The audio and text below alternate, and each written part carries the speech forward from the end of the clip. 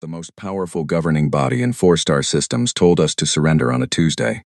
We had a city council meeting scheduled for Wednesday. We did not cancel it. I was standing in the main observation gallery of the conclave ring when the transmission went out. The ring was the Galactic Council's crown achievement, a structure so large it cast a shadow on the moon of Proxima b, a spinning wheel of corridors and chambers and alien bureaucracies stacked 17 levels deep. I had been here for 9 months, the first human being ever admitted to its halls, and I still got lost looking for the bathrooms. My name is Dara Ose. I was 43 years old. I had spent 6 years as a United Nations liaison in Lagos before being handed a job title that did not yet exist, and I was holding a cup of coffee that had gone completely cold while 63 alien species waited for my planet to break. The transmission was simple, elegant even, in the way that threats from beings who have never lost a war tend to be elegant. A voice, translated automatically by the ring's systems into every known language, filled every speaker on every planet within broadcast range. It said that Earth had been assessed. It said that Earth represented an unacceptable risk to galactic stability. It said that Earth had 30 planetary rotations to formally surrender its sovereignty, disarm its weapons programs, and accept protected status under the Galactic Compact. It said that failure to comply would result in corrective action. Then it ended. The gallery was silent for about 4 seconds. Then every delegate from every species turned to look at me. I looked back at them. I took a slow sip of my cold coffee. I said nothing. The Varathi High Speaker, a tall creature with 4 arms and the general demeanor of someone who had never once in his life been told no, leaned forward from his elevated seat. His name was Vetharan, and he had been the primary architect of the ultimatum. He had mandible-like facial structures that were, I had learned, capable of expressing roughly 90 distinct emotional states. Right now they were arranged in what I recognized as cautious expectation. He was waiting for me to ask what corrective action meant. I did not ask. I turned back to the observation window and looked out at the stars. Behind me, I heard the soft chime of my deputy's wrist communicator. Major Yuki Chen had been standing 2 steps to my left, as she always was, with a tablet in one hand and the expression of a person who has already thought 12 moves ahead and found all of them interesting. She leaned close and murmured in my ear. "Live feeds from Earth are coming in," she said quietly. "What are they doing?" I asked. She paused. "Times Square has a crowd. They are pointing at the hologram broadcast. Some of them are taking pictures with it." I nodded slowly. "There is a man in Sao Paulo selling t-shirts already," she added. "He is doing very well." I turned back to the chamber. Vitharan was still watching me with his mandibles arranged in patient expectation. Beside him, the Zilkaridi delegate, a being that resembled a column of slow-moving smoke inside a pressurized suit, had gone very still in the way that meant it, was confused. The ancient Shen representative, which had not physically moved from its seat in the 9 months I had been on the ring, had somehow angled its entire body mass slightly toward me. That I knew was the Shen equivalent of leaning forward. 63 species, all of them waiting for tears or panic or at minimum a request for clarification. I set down my coffee cup on the gallery railing. "Ambassador Ose," Vethran said, his translated voice smooth and certain, "Your people have received the Council's determination. We are prepared to assist you in drafting a formal response and in beginning the transition to protected status. There is no need for this to be difficult." I looked at him for a long moment. "That is very kind of you," I said. "I will pass your offer along." "You do not seem alarmed," the Zelkari delegate observed. Its translator produced a voice like wind through a narrow corridor. "Should I be?" I asked. The question landed in the chamber the way a stone lands in still water. I watched the ripples go out. Vetharan's mandibles shifted.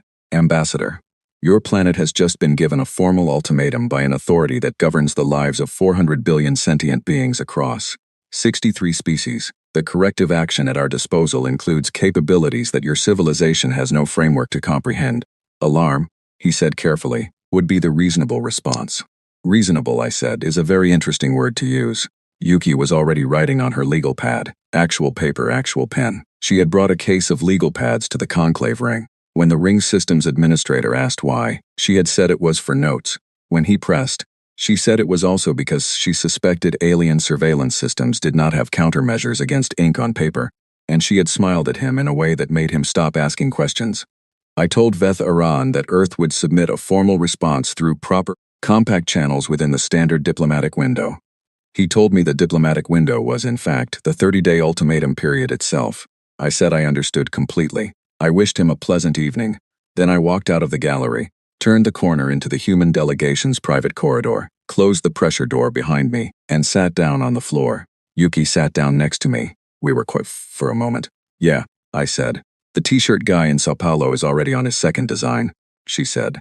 I put my face in my hands and laughed. Not the polite, diplomatic, carefully measured laugh I used in council sessions. A real one. The kind that comes from somewhere in your chest when the alternative is something you do not want to do in front of 63 alien species. Yuki laughed too, briefly, and then she got back to her legal pad. I'm going to need access to the full compact archives, she said. Every clause, every amendment, every precedent decision going back to founding. You think there's something in there? I asked. There is always something in there, she said. Bureaucracies write rules. Rules have edges. We just have to find the edges. She tapped her pen on the pad. Also, I want Earthside to start pulling the fleet disposition records from the Council's last 3 enforcement actions. I want to know exactly how they operate when they say corrective action. I looked at her. You are frightening sometimes, Yuki. Thank you, she said. I pulled out my own communicator. The live feed from Earth was still running. Times Square, Sao Paulo.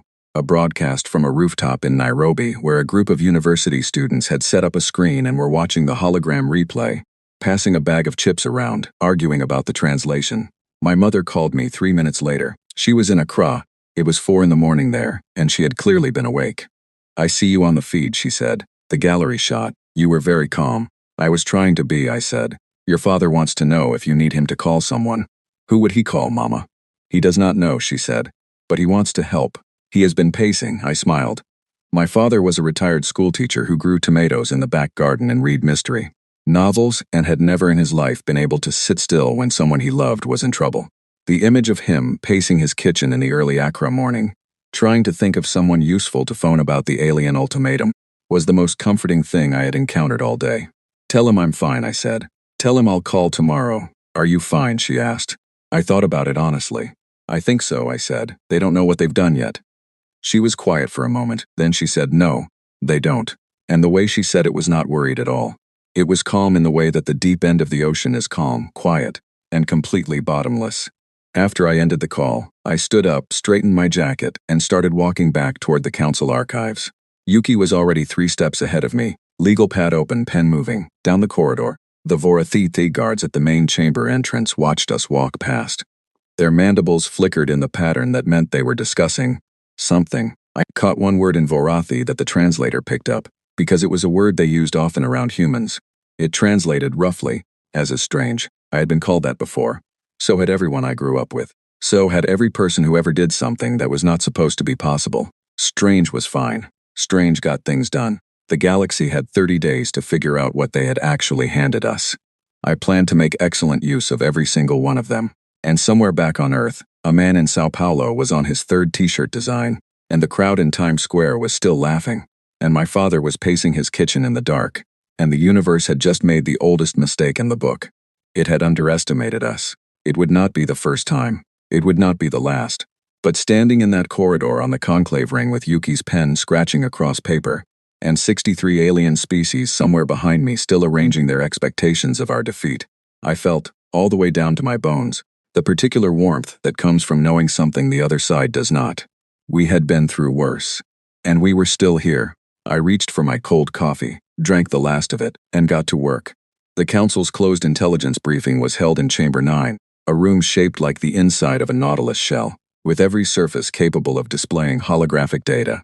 I had been in it twice before, once for a standard orientation briefing, and once by accident when I opened the wrong pressure door. This was the 3rd time, and it was the first time I had been formally summoned. Vetheran sat at the head of the curved table. Around him, 6 senior delegates representing the species that formed the council's inner circle, the ones who had written the compact and who still controlled the enforcement mechanisms. The Zelkari, the Shen, the Drev, who looked like bundles of copper wire woven into humanoid shapes. The Pelori, small and gray-furred and possessed of an intelligence so deep it was almost uncomfortable to look at them directly. And 2 others whose species names translated into sounds my voice could not reproduce. Yuki was not permitted in this session. That was fine. She had spent the previous night reading compact archives, and by the time I left for the briefing she had already filled 4 legal pads and was starting a 5th. Vetheran opened with what I was certain he considered a mercy. He told me the council had prepared a comprehensive assessment of Earth, its history, its capabilities, its psychological profile, and that they intended to share it with me so that I could understand the reasoning behind the ultimatum and communicate it clearly to my government. He said this with the tone of a person explaining to a child why a particular road was too dangerous to cross. I thanked him and asked to see the document. They put it on the main display. It was thorough. I will give them that. Centuries of observation data, gathered by long-range probes and passive monitoring systems, compiled into a profile of humanity that was detailed and sourced, and almost entirely wrong in the most interesting ways. The first section covered our biology. It noted that humans were unusually resilient for a species of our size and metabolic rate. It noted that we healed at a rate that other species found somewhat unsettling. It noted that we voluntarily subjected ourselves to physical discomfort for the purpose of improving our bodies. The concept of exercise as recreation had required 3 separate footnotes to explain to the council's analysts. I sat and read and said nothing. The second section covered our history of conflict. It was, I admit, a long section. The Drev delegate watched me carefully as I read through it, and I could see he was expecting something. Shame, perhaps, or defensiveness. The section listed every major conflict in human history, cataloged by scale and duration and outcome. It listed our weapons programs. It listed our military expenditure. It noted that no other species in the compact had ever developed nuclear weapons and not used them to achieve species-level self-destruction. I got to that line and stopped. Read it again. The Pelori delegate, who had eyes the color of amber and never seemed to blink, tilted its head slightly. You find something notable in that passage, it asked. Its translated voice was low and precise, like a tuning fork. I find it very notable, I said. You listed it as a danger indicator. It is, Vetheron said. A species that develops weapons of that magnitude and uses them, even in limited capacity, demonstrates a capacity for catastrophic action that, we developed them, I said, and then we stopped. Multiple times, multiple nations, independently, without a governing authority telling us to. We built the most destructive things we had ever imagined, stared at them, and then spent the next 80 years arguing about how to make sure nobody used them. I set the document down. You filed that under threat indicators. I would file it under something else. The chamber was quiet. Under what? The Pelori delegate asked. Restraint, I said. Learned restraint, the hardest kind. Vetheron's mandibles moved in a pattern I had learned meant he was resorting his arguments. He moved on to Section 3. Section 3 was the psychological profile.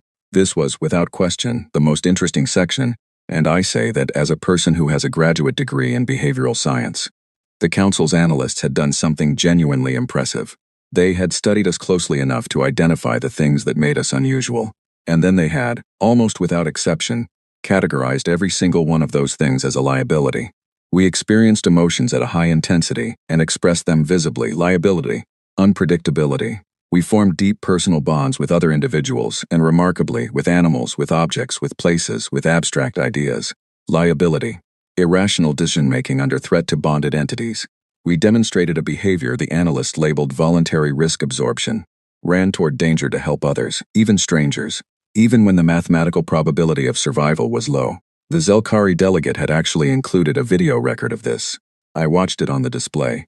2 soldiers in a burning building, one injured, the other dragging him out through smoke and falling debris.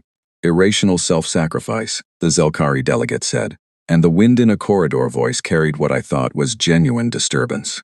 We have observed this behavior repeatedly. It appears to be not anomalous but standard.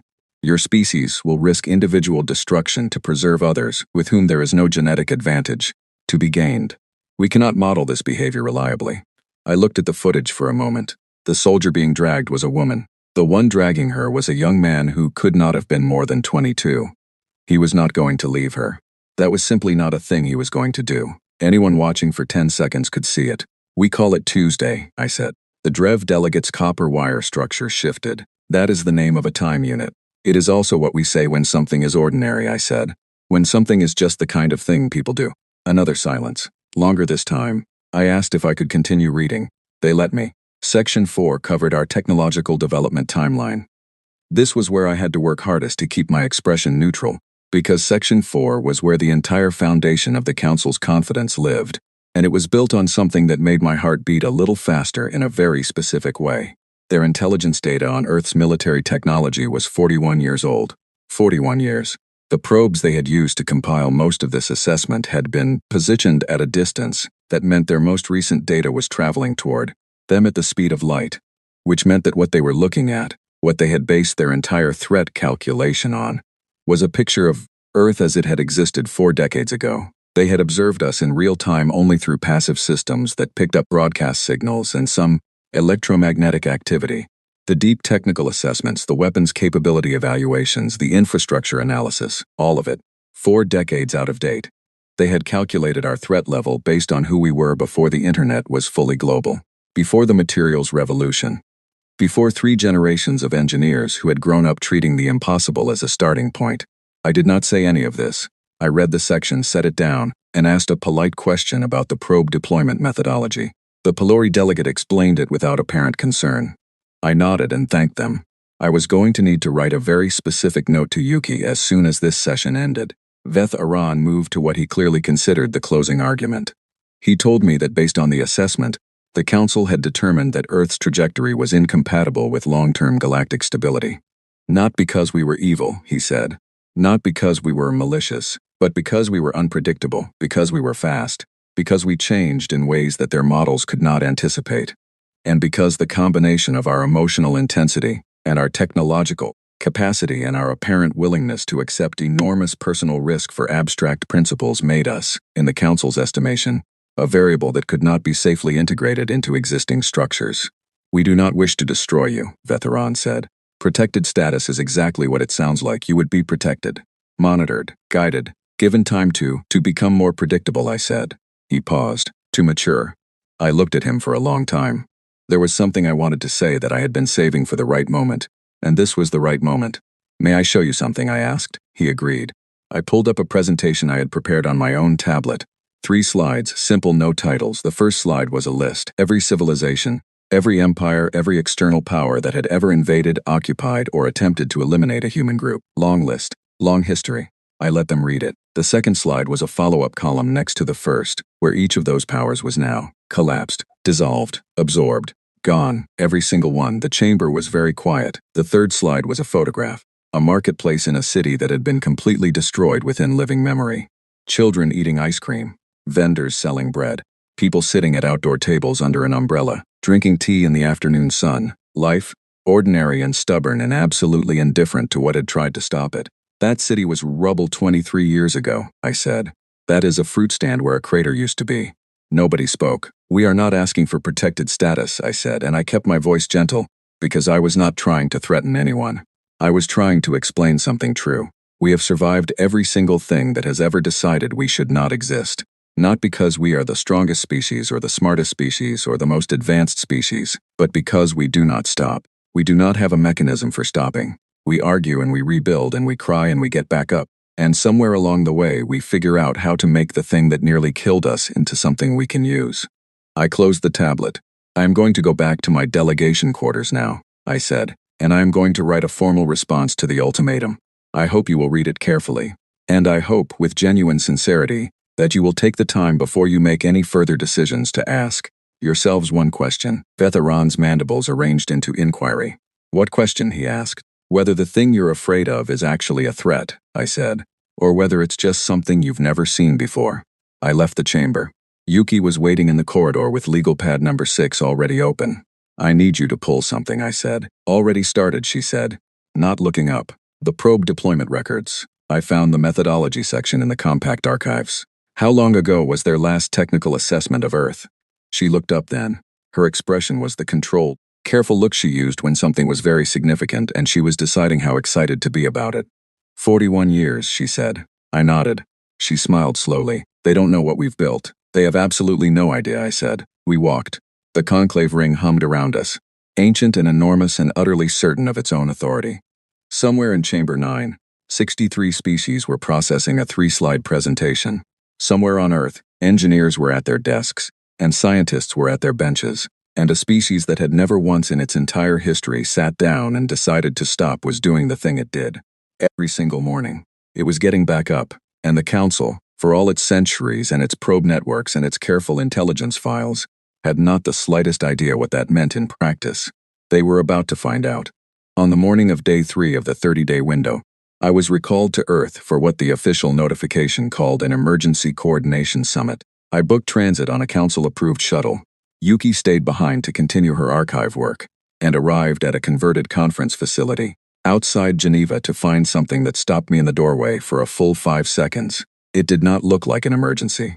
It looked like the most productive office I had ever walked into in my life.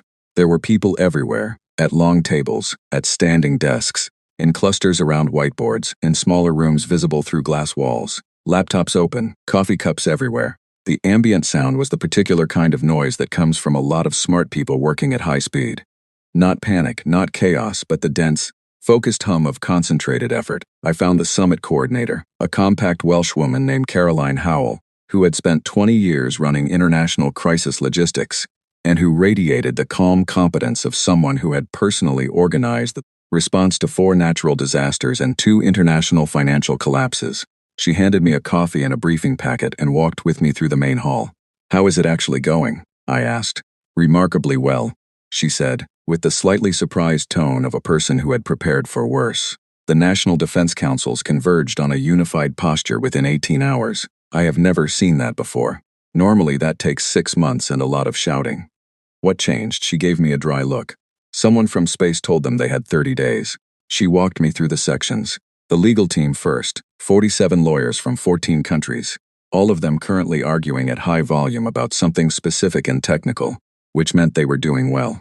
Their team lead, a long-limbed Kenyan scholar named Oliver Kamau, who had written the definitive academic text on international law edge cases, broke away to greet me. His sleeves were rolled up. There was ink on his left hand. "We've been through the compact," he said without preamble, front to back. "We have found 11 potential procedural violations in the ultimatum itself, and 3 of them are serious." "Serious how?" I asked. "Serious in the sense that the Council may have violated its own founding principles in issuing an ultimatum to a species that had not yet formally ratified membership. They brought us to the table. They gave us observer status. That may have triggered certain protections they have not accounted for." He paused. "We need access to the original compact text, not the summary versions. We need the primary source." "Yuki is already in the archives," I said. He smiled briefly. "Of course she is." I moved on. The science and engineering section was in a large room that had clearly been reorganized twice already. Chairs pushed aside, tables pulled together into islands, cables running across the floor. A physicist named Dr. Priya Nair from Bangalore was standing at a display, explaining something about energy signatures to a group of 6 engineers from 3 different countries, and she was doing it with the animated, slightly manic energy of a person who had not slept and did not care. She noticed me and waved me over with the unself-conscious directness of someone who did not waste time on formality. "The Council's ships," she said, by way of greeting. "When they appeared on our long-range systems, they left a specific kind of transit signature. We've been analyzing it." "And?" I asked. "And we think we understand the basic physics of how they travel," she said. "We don't know the engineering, we don't have the materials, but we understand the principle." I looked at her. "How long did that take?" 40 hours, she said. She said it the way people say things when they are not trying to be impressive, just accurate. We had a lot of people working on it. There was a young engineer at the table behind her. He could not have been older than 19, maybe 20, with the look of someone who had arrived in the building, with a bag of equipment and had not left since. He had a piece of alloy in his hand about the size of a playing card, dull gray on one side and oddly iridescent on the other. "What is that?" I asked. He looked up. His name, I learned, was Nathan Bright, and he was a materials student from Sheffield who had somehow ended up in this room, because his professor had forwarded an email to someone who had forwarded it to someone else. "We reverse engineered the outer hull composition from the emission spectrum of the Council ships," he said, with the complete ease of someone describing a thing he thought was perfectly obvious. "The iridescent layer is a diffusion gradient. It disperses certain kinds of energy across the surface instead of letting them penetrate. That's the interesting part." "You built this in 40 hours, I said. He shrugged. "It took about 6 hours once we knew what we were looking for." He turned the piece over in his fingers. "The alloy itself is not complicated. We just needed to know the layering sequence." I stood there for a moment. This 19-year-old in a borrowed conference chair had taken a piece of alien hull technology that the Council had been using for centuries and reconstructed its fundamental principle from an emission spectrum in 6 hours. I thought about Section 4 of the Council's intelligence report. The 41-year-old data, the threat assessment built on a picture of who we used to be. "Keep going," I said. The military briefing was in a separate secure room. I had been half-braced for tension there. International military coordination has historically been a process involving significant amounts of careful politics and extremely slow agreements.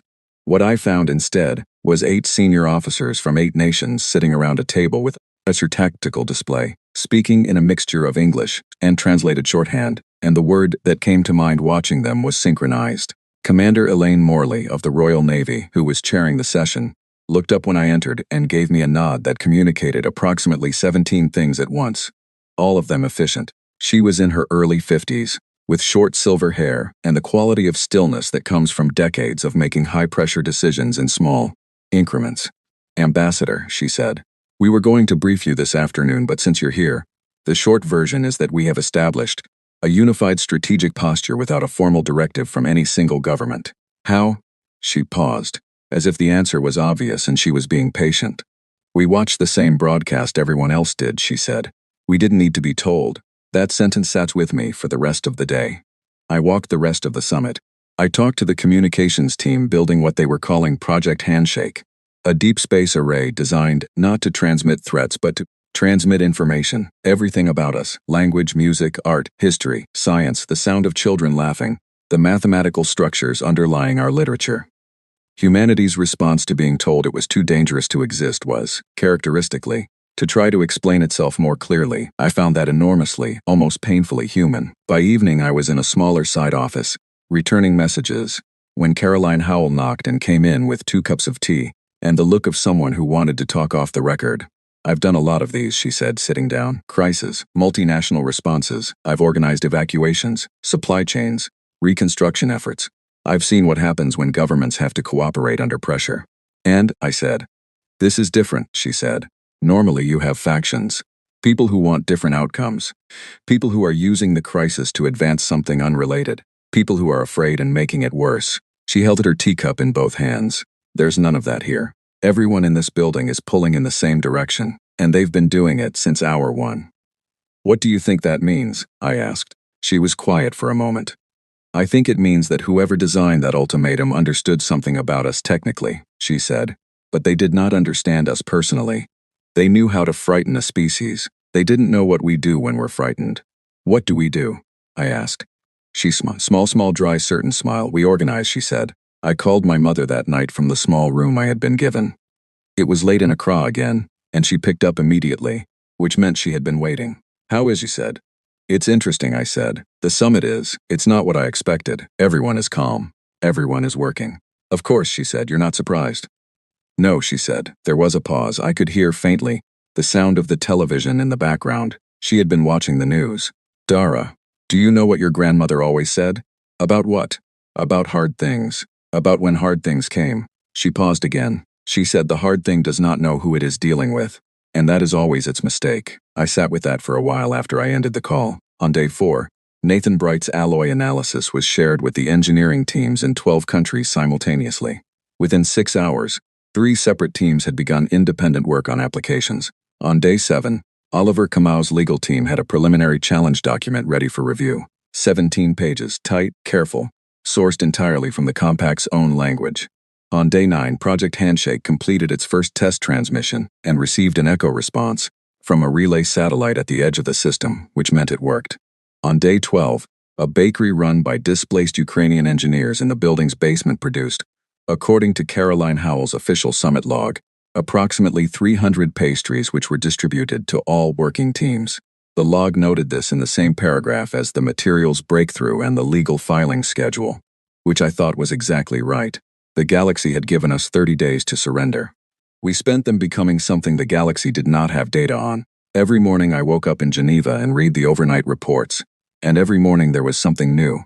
A problem solved, a connection made, a concept borrowed from alien physics and translated into human engineering by people who had been given a reason to move fast and the freedom to be brilliant. The Council's ultimatum, meant to paralyze us, had instead done what every hard thing in human history had done to us. It had focused us. I flew back to the conclave ring on day 15 with Oliver Kamau's legal document in my bag, Nathan Bright's alloy sample in my pocket because he had insisted I take it as a reference piece, and Yuki's 17 legal pads in a case that the shuttle's system had technically flagged as over the limit, but which nobody had actually made us check. Yuki met me at the docking ring. She looked like she had slept approximately 4 hours in the past 2 weeks. She also looked like she had never been more alive. I found something, she said, before I had even cleared the airlock. Tell me, I said. The Compact's founding charter has a provision, she said, walking fast, talking faster. Article 7, Paragraph 4. It governs the process by which a newly contacted species can be formally assessed. There is a specific sequence, an advisory period, a cultural exchange phase, a formal integration review with a minimum of 3 independent assessments from non-council species. She looked at me. None of that happened with us. They skipped straight to the ultimatum. I stopped walking. They didn't follow their own procedure. They have not followed their own procedure, she said, once in the entire documented history of their own compact, because they have never encountered a species they felt genuinely uncertain about before. She paused. We made them nervous enough to skip steps. I thought about that. A governing body that had operated by its own rules for centuries, unchanged, unchallenged, until they looked at one small blue planet and felt something unfamiliar enough to make them reach for the fast option. That was a form of information, an important one. Oliver has 17 violations documented, I said. I have 11 more, she said. We walked faster. On the morning of day 30, I stood in the main observation gallery of the conclave ring and watched the council's enforcement fleet drop out of faster-than-light travel at the edge of the Sol system on a display screen the size of a wall. 47 vessels. They were large. The display showed their mass estimates, their energy signatures, the bright lines of their drive systems cooling after transit. The chamber was full. Every delegate in attendance, every seat filled. The Varathi diplomatic staff had arranged themselves in a formal semicircle behind Vetharan, which was their traditional posture for announcements of consequence. The chamber was very quiet. Everyone was looking at me. I was looking at the display, 47 vessels at the edge of my home system. I let myself feel that for a moment, really feel it. Not as a diplomat, but as a person. The weight of it, the scale, the distance between what that meant and the fruit stand in the photograph I had shown them, the children and the ice cream in the afternoon sun. I let myself feel it, and then I set it aside, and I did what Yuki and Oliver and Caroline and Nathan and my mother and her mother before her and every stubborn, difficult, ordinary human being in every hard moment in the long history of this species had done. I got to work. The transmission went out 4 minutes after the fleet appeared on long-range sensors. It was not from me. It was from Oliver Kamau's team, transmitted simultaneously on 17 different communication frequencies, including 4 that the council used for internal routing, which Yuki had found in the archive logs and which nobody had thought to restrict because nobody had ever thought we would be in a position to use them. The document was 23 pages. The cover notation read, Formal Procedural Challenge Pursuant to Compact Founding Charter, Article 7, Paragraph 4, and Supplementary Articles 9, 11, and 14 with precedent citations. It identified 17 specific violations committed by the Galactic Council in the issuance and execution of the ultimatum against Earth. It was sourced entirely from the Council's own documentation. Not one word in it was an argument. It was all quotation. The Council's rules, the Council's precedents, the Council's own language, turned back on itself with the careful precision of people who had spent 30 days reading nothing else. The chamber did not erupt. It went very still. Veth Aran received the document on his personal display. His mandibles moved through several configurations I had never seen before. The Pelori delegate read it in approximately 90 seconds, which meant it was processing very fast. The Zelkari delegate made a sound that its translator rendered, somewhat alarmingly, as, oh. I stood in the center of the chamber and waited. The fleet was still at the edge of the system, stationary for now, waiting on the Council's order to advance. Vetharan looked up from his display. His expression was difficult to read, but I had been studying his mandibles for 9 months and I was fairly certain. I was seeing something I had not seen before, not anger, not contempt. Something closer to the expression a person makes when they step on a floor they expected to be solid and fine. It is made of something else entirely. This document, he said slowly, cites 17 violations. Yes, I said. You have been in the archive for 30 days. My deputy has, I said. She is very thorough. A delegate from the inner row, not one of the main 6 but a secondary representative of the Drev, leaned forward and said something in rapid Drev to his neighbor. The translator picked up part of it. It said, did we know they could access the archive? The answer clearly was no. No one had thought to restrict access because no one had thought we would use it for this. We were supposed to be drafting a surrender. We had been researching their rulebook instead. The violations, if substantiated, the Pelori delegate said carefully, would render the ultimatum procedurally void under the Compact's own remediation framework. Yes, I said, I believe that's correct. I would refer you to Article 19, subsection 3. The Pelori delegate tilted its amber eyes toward its own display, looked, was quiet for a long moment. You have cited Article 19 correctly, it said. Then the first signal came from the fleet, not from the council. From one of the fleet commanders, a Varathi officer named Sharveen. According to the identification code attached to the transmission, he was requesting a communication channel, not a surrender demand, not a targeting lock, a channel. He wanted to talk. I looked at Vetheran. Vetheran's mandibles were very still. He did not countermand the request. I opened the channel. Sharveen's face appeared on the main display. A Varathi face, mandibles at a neutral position, eyes bright and focused. He looked like a person who had received several pieces of unexpected information in quick succession and was deciding what to do with them. Ambassador Osi, he said, we have received your legal document. Good, I said.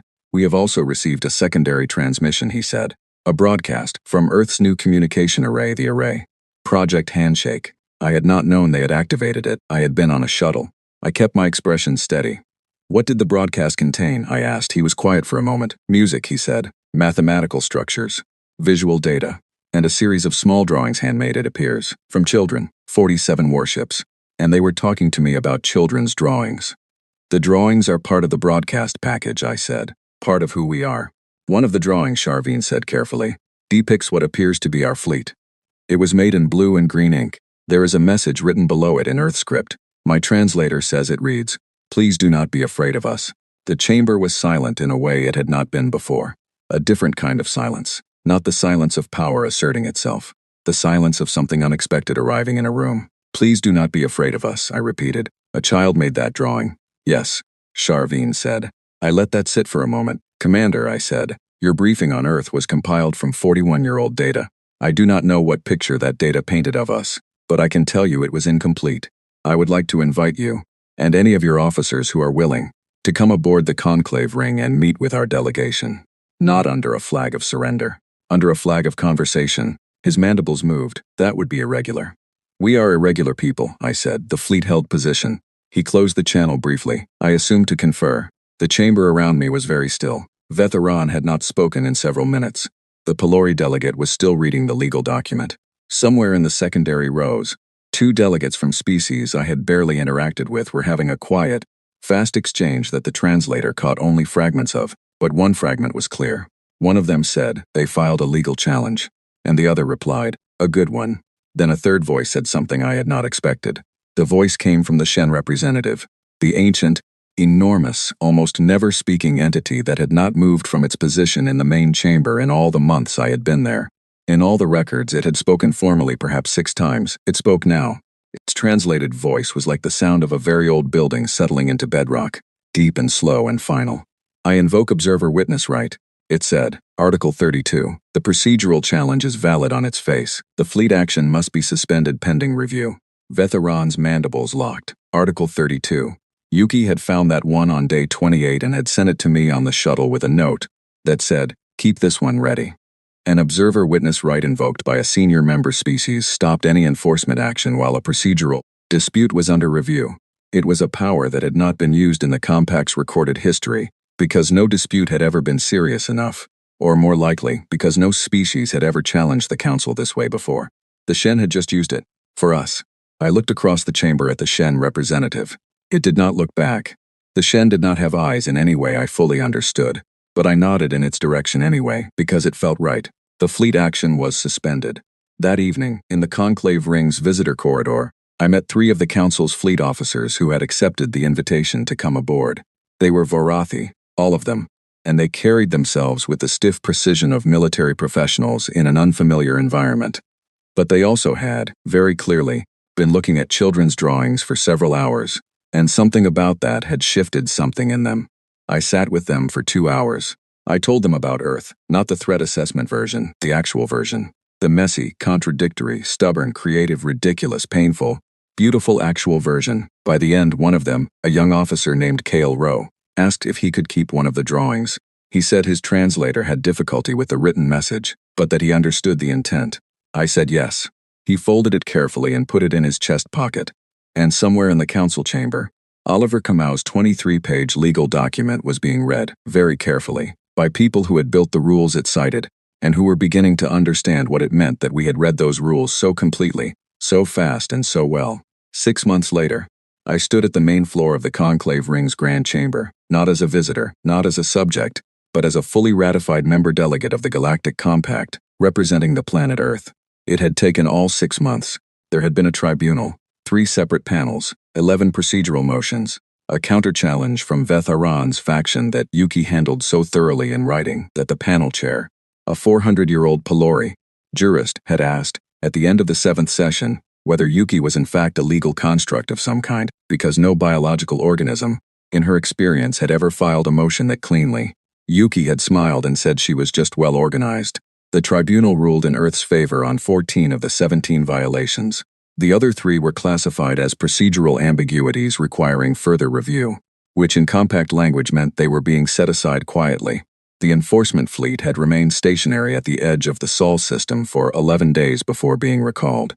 The recall had not been announced publicly by the Council. It had simply happened, quietly, the way things happen when powerful bodies realize they have made a mistake, and would prefer that the details not be widely discussed. Veth Aran had lost 3 of his inner circle allies over the course of the tribunal. The Drev delegation had abstained from 2 key votes. The Pelori had voted on the final ruling in our favor, and the Pelori, I had learned, had not voted against a council recommendation in recorded history. The Shen had not voted. The Shen never voted. But the Shen had spoken once, on the day of the fleet, and in compact terms that had been more than enough. The Thene and the Orvani, 2 species I had barely been aware of during my first months on the ring, had formally seconded the Earth petition for full membership. They had done it quietly, through channels, without press. When I sought out the Thene ambassador to thank her, she had handed me a small object, a seed, wrapped in organic material, from her homeworld. The note with it said, "For the stubborn." I planted it in a pot in the delegation suite. Yuki watered it daily with a precision that suggested she had looked up the Thene home climate, conditions in the archive. The morning before the formal ratification session, I sat in the suite and read through the overnight messages from Earth. Ordinary things. A political story about an infrastructure bill that was stalled in committee. A football result, the national team had won, apparently. A news item about a dog in a village in the north of England that had somehow managed to open a series of gates and lead its owner to a sheep that had fallen into a drainage ditch. The sheep was fine. The dog had a name and a photograph and, according to the article, had already been given a special recognition by the local council. I read that last story twice. Yuki came in with 2 coffees and read over my shoulder. "The dog," she said. "The dog," I confirmed. She sat down. "There is a Keth delegation arriving this afternoon," she said. "The Keth have not spoken to any other species in 300 years. "I know," I said. "They have requested a meeting with a cultural representative of Earth," she said. "Specifically, they have requested a meeting with a jazz quartet." I looked at her. A jazz quartet. Apparently, the Project Handshake broadcast included 3 minutes of jazz. The Keth Cultural Archive flagged it as the most structurally interesting thing they had received in 2 centuries. She sipped her coffee. "Dr. Nair's physics team has also submitted a collaborative research proposal to a Drev Science Institute. The institute accepted." I nodded slowly. Outside the viewport, the Conclave Ring's docking lanes were busier than usual. Earth's first full diplomatic mission was arriving today. Not just politicians, but the people Caroline Howell had insisted on including, after a long and eventually persuasive conversation with the Foreign Office. Scientists, musicians, a historian, a chef, 3 engineers, including Nathan Bright, who had apparently never left the summit facility and had in the intervening months produced 7 new materials analyses, and 1 very popular conference presentation. This was not what the council had planned. 6 months ago, they had issued an ultimatum to a species they thought was a manageable problem. They had expected 30 days of negotiation ending in a controlled handover. They had received, instead, a legal challenge, a physics lesson, 17 children's drawings, a jazz broadcast, and a dog story from a local council newsletter that had somehow ended up in the diplomatic mail.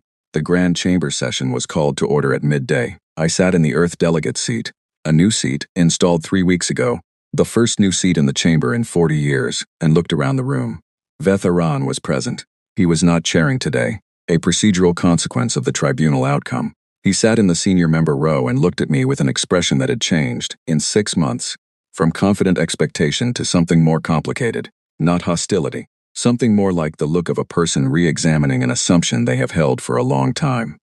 After the ratification readings were completed, the formal recognition granted, and the correct amount of ceremonial language exchanged, the chamber opened for statements. Several species spoke. Most were formal, measured, diplomatic. Then Vetharan requested the floor. I sat very still. He stood. His mandibles were at the neutral position, which I had come to understand was the Varathi equivalent of choosing words carefully. I will speak briefly, he said. I have been asked by my staff not to speak at all, for political reasons, which I understand. I am speaking anyway, because I believe something should be said. The chamber was quiet.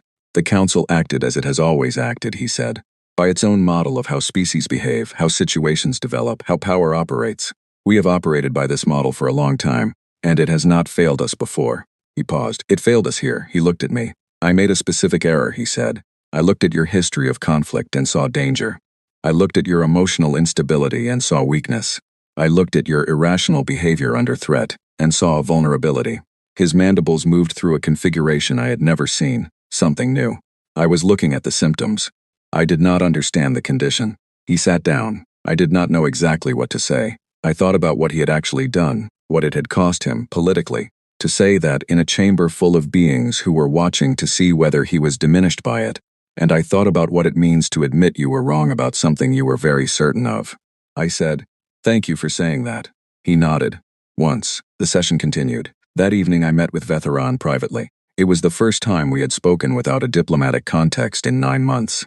He sat across from me in a small meeting room off the main corridor, and looked like someone who had put down something heavy, and was still feeling the absence of the weight. You asked me once why we laughed, I said. He looked at me. When you saw the broadcast, when the ultimatum was transmitted, your people laughed. Yes, I said. You want to know why? I have thought about it for 6 months, he said. I do not have a satisfying answer. I considered how to explain it. It was the kind of thing that was true all the way down, but hard to say in a language that had been designed by beings who had not lived our particular life. When something is frightening, I said slowly, there are different ways to respond. Some of them are useful and some of them are not. My species, over a very long time, learned a specific trick. I paused. When something is frightening and we do not yet know if it will destroy us, we laugh. Not because we are not afraid, but because laughter is a way of saying, I am still here, I am still functioning, I have not been broken yet. Vetharan was still, and then? He asked. And then we get to work, I said. He was quiet for a long time. I have governed within this council for 114 years, he said finally. I've seen 42 species make first contact with the compact. None of them did what you did. What did they do? I asked. They were afraid, he said simply. Appropriately, rationally, correctly afraid. We were afraid too, I said. You did not show it. No, I said. We don't really do that. Outside the viewport at the end of the corridor, the stars were the same stars they had always been. Seoul was too far to see with the naked eye from here, but I knew the direction. I knew the distance.